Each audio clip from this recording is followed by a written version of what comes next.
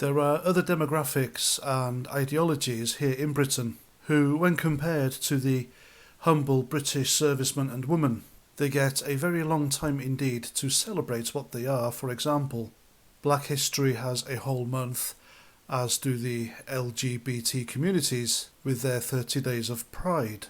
But the humble British servicemen and women, they get one day a year, to remember their ultimate sacrifice in order to keep Great Britain free and democratic. People who are unfamiliar with the way we do things here in Britain need to understand that Remembrance Sunday is as sacred and important to us as their religions and ideologies are to them. There are people on this island whose lives have been made hell because they have unwittingly offended people of other faiths, and they are certainly paying the price for it. For example, the teacher in Batley who asked his pupils to draw a picture of Muhammad, well, he's still on the run with his family. They are quite literally having to be made to hide because their very lives are at risk.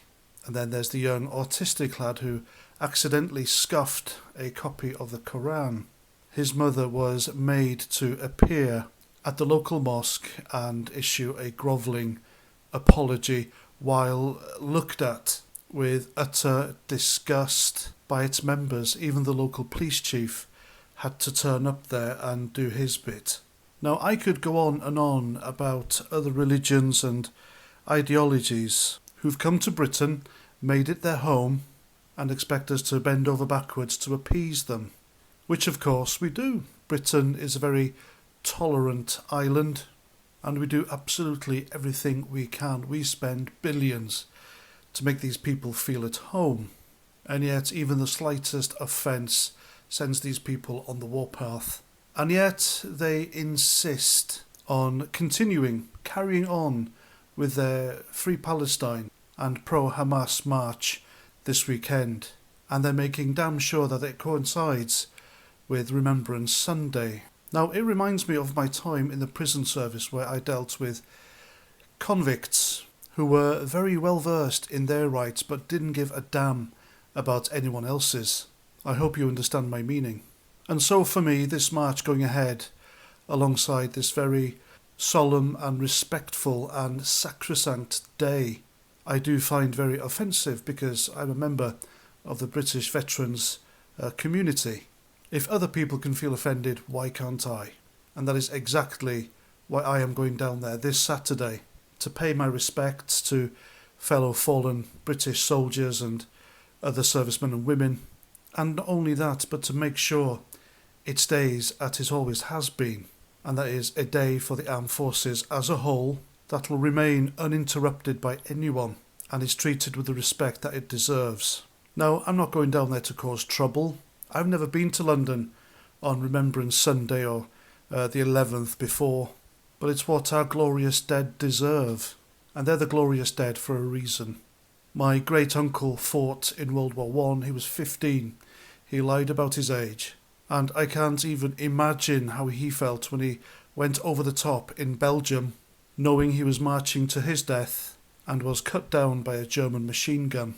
Even a friend of mine from my very own regiment, the Royal Welsh Fusiliers, he died whilst on peacekeeping during Optelic 4 in Iraq when a territorial army officer insisted he drive him to Basra Airport so he can go on leave, despite the fact that little Steve was tired, having just returned back to base from a gruelling driving job.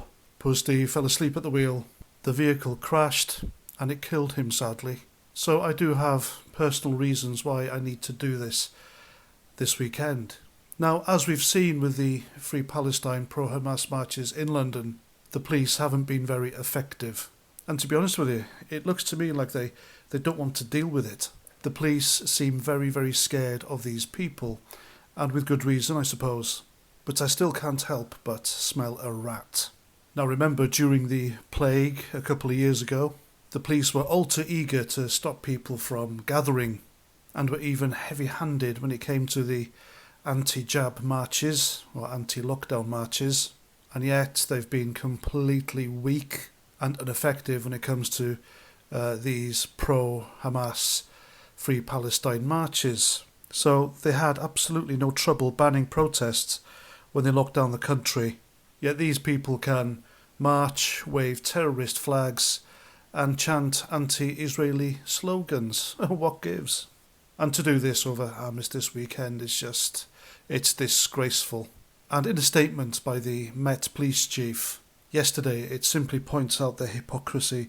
He said, and I quote, "The laws created by Parliament are clear. There is no absolute power to ban protests, therefore there will be a protest this weekend," unquote. So if they had no powers to ban protests, why on earth did they enforce lockdown rules so vigorously? Even the unelected Prime Minister Rishi Sunak, he said in a statement that freedom is the right to protest and accepts that the pro-Palestine march will go ahead on Armistice Day. Now, I can assure you no Prime Minister prior to Tony Blair would have allowed this to happen. Now, supporters for this march are saying that calls for a ceasefire in Gaza are in the spirit of the armistice, which marked the end of the First World War. Now, we've had our problems here in Britain. We have protested against the government in the past, but we've never done it on Armistice Day, Remembrance Sunday. That day is left well alone, as well as our cenotaphs and war memorials. Now, if we understand this, why can't they? Why can't they accept that Armistice Day and our cenotaphs, war memorials, the poppy, they are as important to us as their mosques, Korans, Ramadans are for them? Now, I'm not saying they shouldn't be allowed to march, but if they're going to do it, choose another day. If they're going to do it, be civil about it. And if you're going to do it, don't be supporting Hamas, which are a prescribed terrorist movement. The fact that these people are on our streets, marching, calling for the death of another race, jihad and other horrible, terrible things, while the police do nothing, is very telling indeed. Now, as I said earlier, I am popping down there on Saturday. I will be with the Reverend Simon Sideways and others. And we're not just going there to remember our fallen, we're going there as well to show you what's going on. And no doubt there will be agitators and people going down there purely to cause trouble. And these are the people who will be letting the side down. And also, if you are coming down, keep safe and keep your wits about you. I have no doubt in my mind that this Saturday and Sunday will be a form of political entrapment. There will be two-tier policing on show, and the mainstream media will be there, of course, just looking for something, anything they can use to demonise us, which is a sad state of affairs, seeing as veterans are only going there to remember the dead. Of course, if you recognise me, come and say hello. I don't bite hard. And there we go, that's my video. I hope you like. Please comment, share, subscribe, all that lovely stuff. And until the next time, Roger Trout.